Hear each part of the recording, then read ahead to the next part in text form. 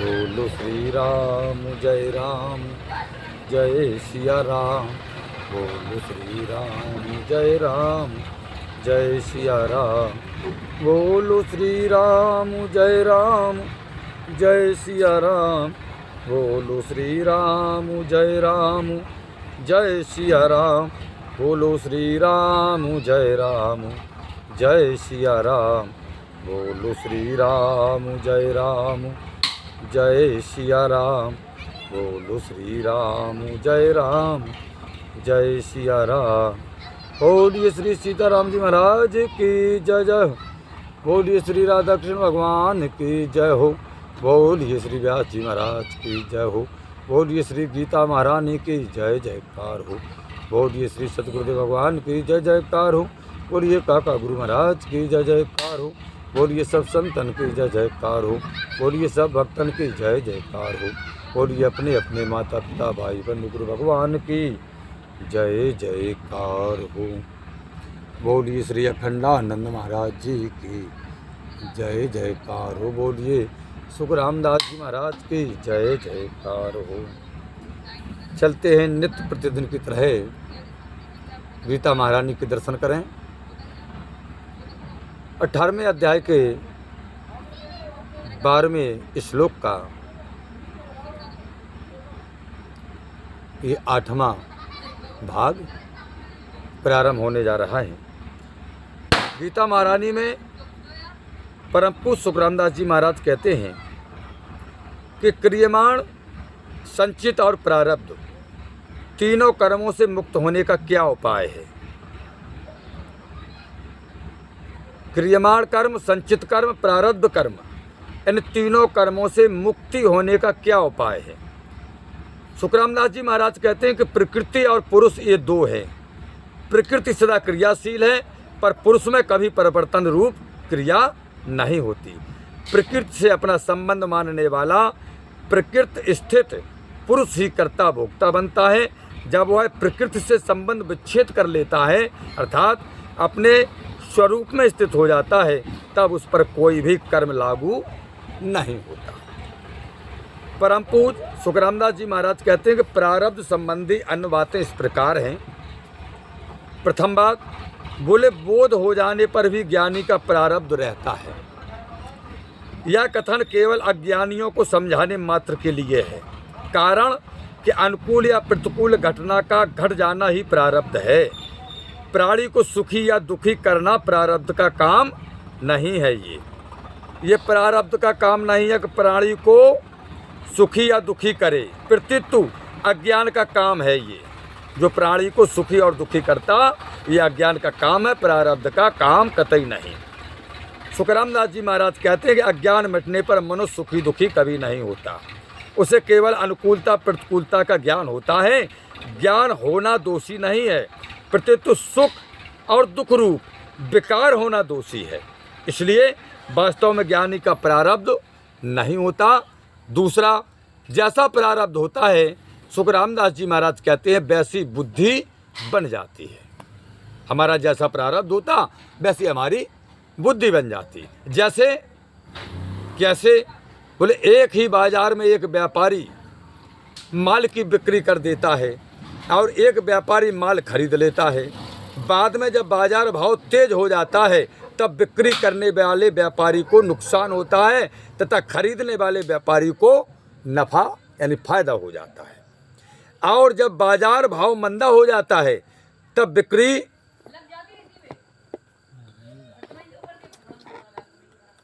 परम पूज्य सुख रामदास जी महाराज कहते हैं कि तब बिक्री करने वाले व्यापारी को नफा होता तथा खरीदने वाले व्यापारी को नुकसान होता है महाराज। अतः खरीदने और बेचने की बुद्धि प्रारब्ध से बनती है। अर्थात नफा या नुकसान जैसा प्रारब्ध होता है, उसी के अनुसार पहले बुद्धि हमारी बन जाती, जिससे प्रारब्ध के अनुसार फल भुगताया जा सके। ठीक, परंतु खरीदने और बेचने की क्रिया न्याय युक्त की जाए अथवा अन्याय युक्त की जाए, इसमें मनुष्य स्वतंत्र है। बोले न्याय युक्ति करो आप अपनी बेचने की क्रिया, चाहे अन्याय युक्ति करो, बोले इसमें मनुष्य स्वतंत्र है, क्योंकि यह क्रियमाण नया कर्म है, प्रारब्ध नहीं है। वर्तमान में हम तुम जो क्रिया कर रहे, नया नया कर्म है ये प्रारब्ध का नहीं। प्रारब्ध का तो हमें तुम्हें भोगना है, उसी के हिसाब से बुद्धि बन जाती है और उसी के हिसाब से हम और आप मतलब जो क्रिया करते। बस सुखराम दास जी महाराज कहते हैं कि गीता महारानी कहती हैं कि मनो स्वतंत्र है, न्याय युक्त कार्य करे या अन्याय युक्त कार्य करे, वैसा उसको फल मिलेगा। अब तीसरा, एक आदमी के हाथ से गिलास गिर करके टूट गया तो यह उसकी असावधानी है या प्रारब्ध। किसी आदमी के हाथ से गिलास गिर करके टूट गया तो यह उसकी असावधानी है या प्रारब्ध। सुखराम दास जी महाराज कहते हैं कर्म करते समय तो सावधान रहना चाहिए। हम कोई भी कर्म करें हमें सदैव सावधान रहना चाहिए, पर जो अच्छा या बुरा हो गया उसे पूरी तरह से प्रारब्ध होनहार ही हमें मानना चाहिए, यानी सावधानी कर्म में बरतना चाहिए। लेकिन अच्छा बुरा जो निर्णय आया है उसे पूरी तरह से हमें प्रारब्ध यानी होनहार ही मानना चाहिए। उस समय जो यह कहते हैं ना कि यदि तू सावधानी रखता तो गिलास न टूटता, इससे यह समझना चाहिए कि अब आगे से मुझे सावधानी रखनी है हर काम में कि दोबारा ऐसी गलती ना हो जाए। अब वास्तव में जो हो गया उसे तो असावधानी ना मानकर होनहार मानना चाहिए कि होना था, जब तो असावधानी हमने नहीं बरती। इसलिए करने में सावधान, होने में प्रसन्न रहें। चौथा, प्रारब्ध से होने वाले और कुपथ से होने वाले रोग में क्या फर्क है? बोले जो प्रारब्ध के रोग हैं और जो कुपथ से रोग होते, बोले उनमें फर्क क्या है? सुखराम दास जी महाराज कहते हैं कुपथ जन रोग दवाई से मिट सकता है। जो कुपथ जन रोग है वो दवाई से मिट जाएगा, परंतु प्रारब्ध जन रोग दवाई से नहीं मिटता। हाँ, कितो तुम इलाज कर रही हो वो नहीं मिटे तो समझ लो कि ये किसी प्रारब्ध के हमारे पाप का रोग है। हाँ, परम पूज कहते हैं कि महामृत्युंजय आदि का जप और यज्ञ यागादि अनुष्ठान करने से प्रारब्ध जन रोग भी कट सकता है, अगर अनुष्ठान प्रबल हो तो। अब रोग के दो प्रकार हैं, आदि यानी मानसिक रोग और व्याधि शारीरिक रोग। आदि के भी दो भेद हैं, एक तो शोक चिंता आदि और दूसरा बोले पागलपन। ये आदि के रोग के दो भेद हैं।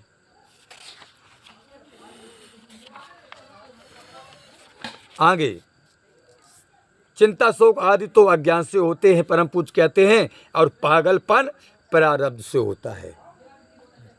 हाँ, चिंता और शोक जो हमें होते हैं वो हमारी अज्ञानता से होते हैं, और जो मनुष्य पागल हो जाता है बोले वो उसका प्रारब्ध का कर्म है। अतः ज्ञान होने पर चिंता शोक आदि तो मिट जाते। जब हम अगर ज्ञान हो जाता तो चिंता शोक तो मिट जाते, पर प्रारब्ध के अनुसार पागलपन हो सकता है। हाँ, पागलपन होने पर भी ज्ञानी के द्वारा कोई अनुचित शास्त्र निश्चित क्रिया नहीं होती। पांचवा, आकस्मिक मृत्यु और अकाल मृत्यु में क्या फर्क है? आकस्मिक मृत्यु और अकाल मृत्यु में क्या फर्क है? बोले कोई व्यक्ति सांप काटने से मर जाए, अचानक ऊपर से गिर करके मर जाए, पानी में डूब करके मर जाए, हार्ट फेल होने से मर जाए, किसी दुर्घटना आदि से मर जाए, तो यह उसकी आकस्मिक मृत्यु है। आकस्मिक मृत्यु है। स्वाभाविक मृत्यु की तरह आकस्मिक मृत्यु भी प्रारब्ध के अनुसार आयु पूरी होने पर होती है। जो आकस्मिक मृत्यु है जितने हमने बताए हैं, सांप के काटने से, अचानक ऊपर से गिर जाने से मर जाए, पानी में डूब करके मर जाए, हार्ट फेल होने पर मर जाए, या किसी दुर्घटना से मर जाए, तो ये आकस्मिक मृत्यु है। और स्वाभाविक मृत्यु की तरह आकस्मिक मृत्यु भी प्रारब्ध के अनुसार यानी आयु पूरी होने पर होती है। आपका एक्सीडेंट अगर हुआ तो समझ लो आपकी उसी दिन तक की आयु थी। इसे आप अल्प मृत्यु नहीं कह सकते। पानी में डूब के मर जाओ, अल्प मृत्यु नहीं कह सकते। आकस्मिक मौत कहोगे, और आकस्मिक मौत पूरी उम्र वाली होती है। पूरी उम्र वाली? हाँ जी।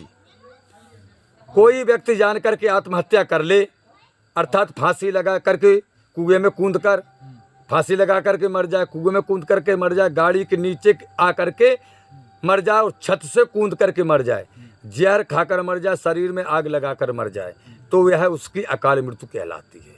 वो अकाल मृत्यु, यानी आत्महत्या कर रहे हो जो, हाँ, वह अकाल मृत्यु है। वो अकाल मृत्यु। अब कोई डूब के मर गो, कब जानबूझ के मर रहे हो तो, या एक्सीडेंट में मर गए तो क्या जानबूझ के मर रहे हो तो, सर्प ने काट लिया तो क्या जानबूझ करके उसने कटवाया, वो उसके उसी दिन तक की मृत्यु थी। कारण ये थे डूब करके मरना, सांप के काट से मरना, एक्सीडेंट से मरना, ये कारण है। ऐसे ही अकाली मृत्यु में कहते हैं कि कोई व्यक्ति जानबूझ करके अपनी आत्महत्या कर ले, अर्थात फांसी लगा करके, जान करके कर रहा है, कुएं में कूद कर, गाड़ी के नीचे आकर, छत से कूद कर, जहर खाकर, शरीर में आग लगाकर मर जाए तो यह उसकी अकाली मृत्यु कहलाती है। यह मृत्यु आयु के रहते हुए ही होती है। बोले आयु बकाया है, तुमने जानबूझ के अपनी मौत की है, फांसी लगा करके, जहर खा करके, या आग लगा करके, या कुआं में कूद करके, तो ये अकाल मृत्यु और तुम्हारी मौत में यानी उम्र अभी बाकी है। आत्महत्या करने वाले को मनुष्य की हत्या का पाप लगता है। जो आत्महत्या करता है उसे मनुष्य की हत्या का पाप लगता है। खुद को लग जाए, हाँ, स्वयं में पाप लग जाता है कि तुमने मनुष्य मारा है। उस जीवात्मा को लग जाता है कि तुमने मनुष्य मारा है, क्योंकि मनुष्य देह में थे तुम, और तुम आगे लगा के भगे आए इस शरीर में और भगे आए, तो पाप लग गया है जीव को। सही बात। किसका? मनुष्य शरीर का। अतः यह नया पाप कर्म है, प्रारब्ध नहीं है। बोले ये नया तुमने कर्म कर लिया मनुष्य जन्म में आकर के, ये प्रारब्ध का नहीं था कि आगे लगा के मर गए, वो नहीं प्रारब्ध तो ना, ये नया कर्म बन गया तुम्हारा। यानी तुम जितनी जानबूझ करके गलत कर्म करोगे वो तुम्हारे नए पाप हो गए, सीधी सीधी बात। अतः उसको आत्महत्या करके नष्ट करना बड़ा भारी पाप होता है। इस शरीर को जला दो, सही बात है। स्वयं अपने हाथ से, कोई जला दे तो उसे लगेगा पाप, तुम स्वयं जला रहे, फांसी लगा रहे, या कुआं में जानबूझ के कूद रहे, तो बोले बड़ा पाप लगता है। कई बार आत्महत्या करने की चेष्टा करने पर भी मनुष्य बच जाता है। बोले कई बार कोशिश करता है फांसी की आगे की, लेकिन बच जाता है, मरता नहीं। इसका कारण यह है कि उसका दूसरे मनुष्य के प्रारब्ध के साथ संबंध जुड़ा हुआ रहता है। दूसरे मनुष्य के साथ प्रारब्ध का संबंध जुड़ा हुआ रहता है, इसलिए ये बार बार बचता रहता है। अच्छा। हाँ, या तो आदमी ने कहा यार बच गए, यार 2 बेर कर ली कोशिश, बच गए, उन्हें मोड़ी को भाग तो जो बच गए। सही है। किसी न किसी के साथ, या पत्नी के साथ संबंध जुड़ा है, या पिता के, किसी न किसी के साथ जुड़ा है, प्रारब्ध का संबंध जुड़ा है, इसलिए वो बार बार बच जाता है। आत्महत्या करने की कोशिश तो करता, लेकिन बच जाता है।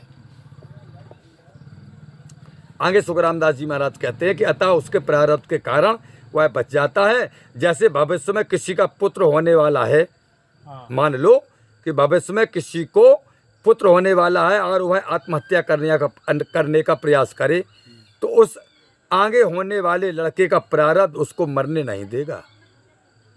दोबारा सुने कि जैसे भविष्य में किसी का पुत्र होने वाला है और वह आत्महत्या करने का प्रयास करे, तो उस आगे होने वाले लड़के का, जो लड़का पैदा होना है, उसका प्रारब्ध उसको नहीं मरने देगा।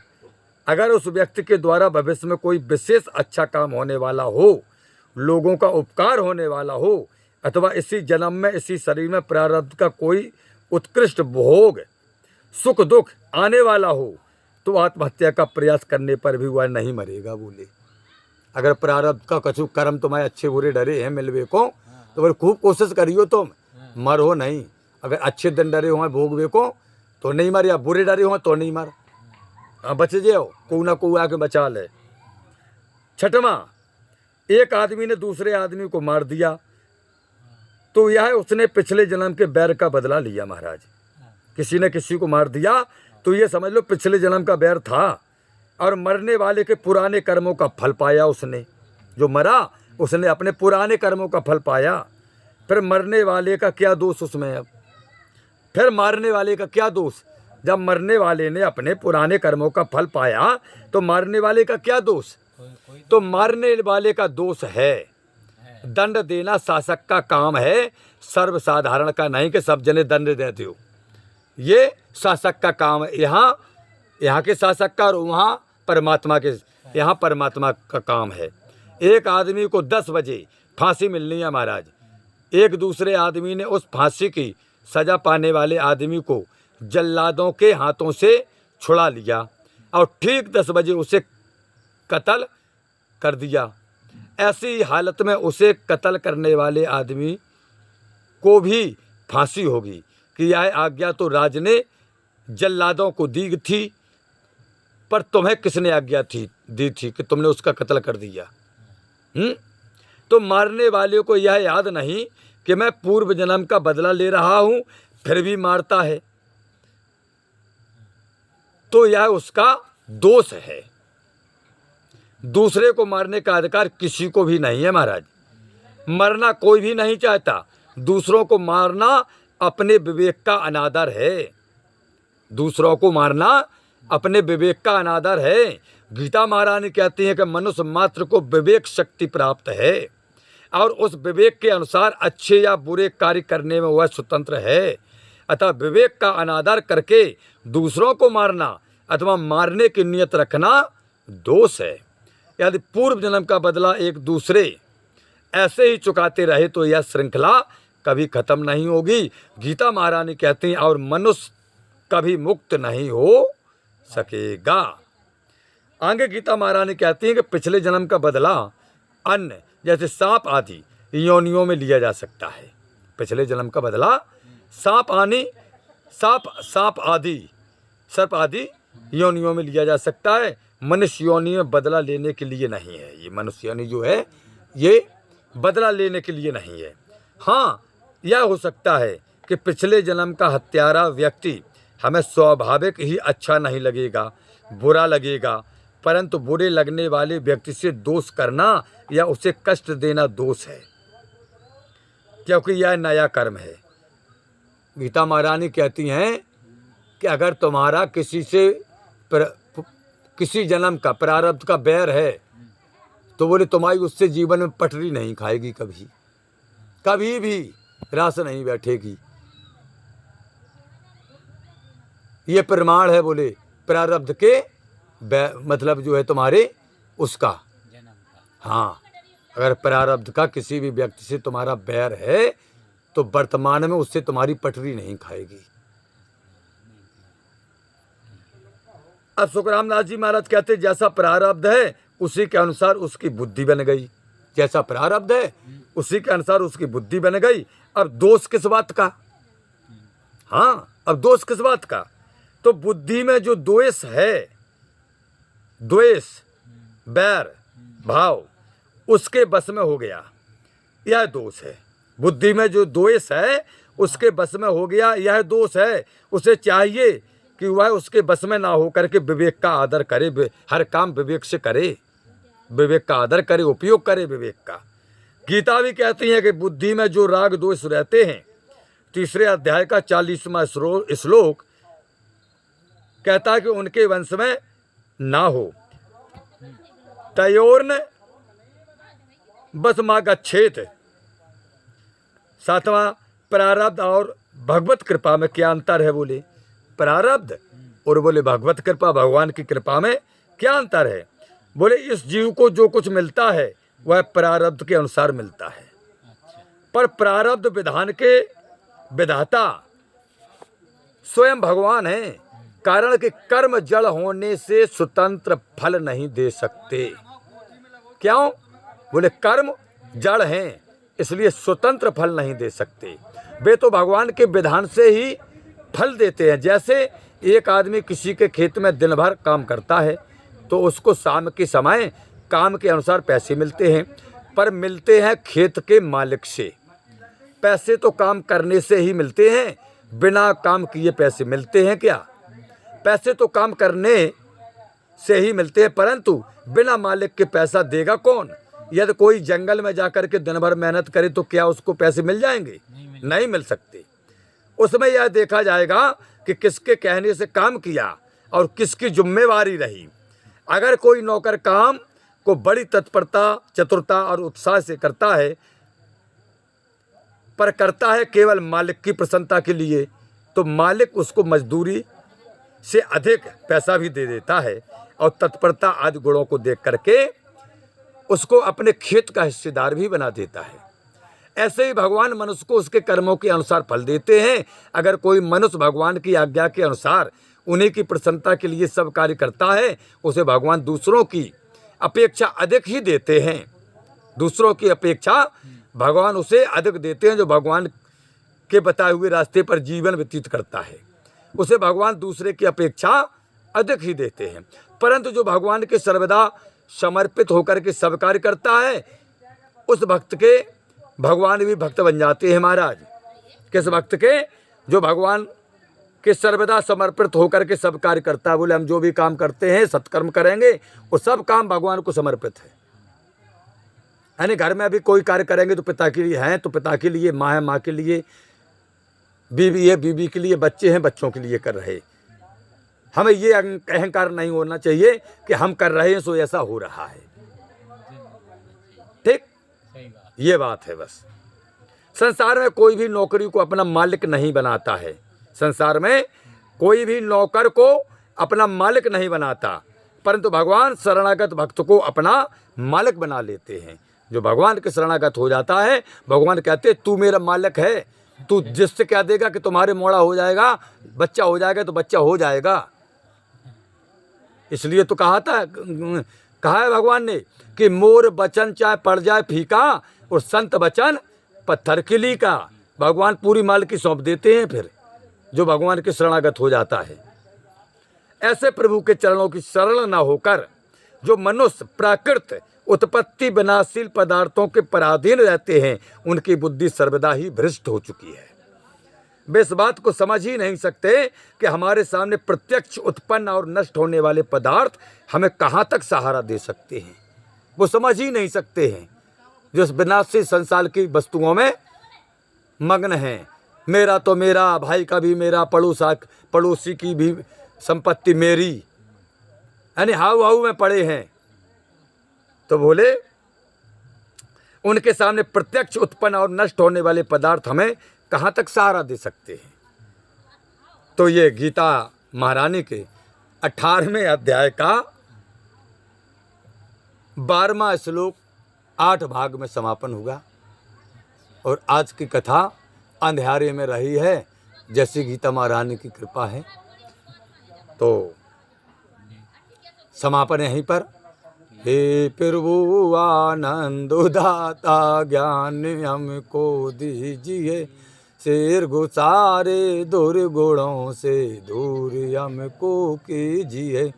लीजिए हमको शरण में, हम सदाचारी बने, ब्रह्मचारी धर्म रक्षक वीर वृतधारी बने। यह कार्य जो मैंने उठाया आप ही की आसु से, ऐसी कृपा हो नाथ की जो पूर्ण हो वे दास की। दीनानाथ अनाथ का भला मिला संयोग, यदि आप तारू नहीं तो हंसी करेंगे लोग। लखन सिया राम चंद्र शंकर हरिओम। जय जय सिया राम, जय जय हनुमान हरि की जय जयकार हो। 18वें अध्याय का 12वां श्लोक 8 भाग में प्रसारित किया गया है। अब कल से प्रथम तो आज धनतेरस की समस्त श्रोताओं को, भक्तजनों को शुभकामनाएं, दीपावली की शुभकामनाएं। कल की कथा में गीता महारानी के 18वें अध्याय का 13वां श्लोक प्रारंभ होगा, जिसमें जिस प्रकार कर्म योग में कर्मों का अपने साथ संबंध नहीं रहता, ऐसे ही सांख्य सिद्धांत में भी कर्मों का अपने साथ किंचित मात्र भी संबंध नहीं रहता। इसका विवेचन आगे करेंगे इस 13वें अध्याय में, 13वें श्लोक में कल। तो ये 18वां अध्याय जो गीता महारानी का लास्ट आखिरी अध्याय है महाराज, और इस अध्याय को विशेष महत्वता दी गई है 18वें अध्याय को। इसको यह भी कहते हैं गुहात्तम अध्याय, गुहात्तम अध्याय, मोक्ष अध्याय, मुक्ति अध्याय, इस 18वें अध्याय को। हाँ, तो 13वां श्लोक कल प्रारंभ होगा। पंचैतान महाभावो कारणानि निबोध में सांख्ये कृतांते प्रोक्तान सिद्धे सर्व कर्मणाम। ये 13वां श्लोक। इसकी व्याख्या के भगवान कहते हैं, अर्जुन, कर्मों की अंत करने वाले सांख्य सिद्धांत में संपूर्ण कर्मों को सिद्धि के लिए ये 5 कारण बताए गए हैं। इनको तू मेरे से समझ, मैं बतलाता हूं अर्जुन, और तू समझ। पंचतान महाभाव कारणानि निबोध में सांख्य कृतांते प्रोक्तान सिद्धे सर्व कामणाम। 18वें अध्याय का 13वां श्लोक है। इसका कल विवेचन होगा। हरिओम शांति शांति शांति।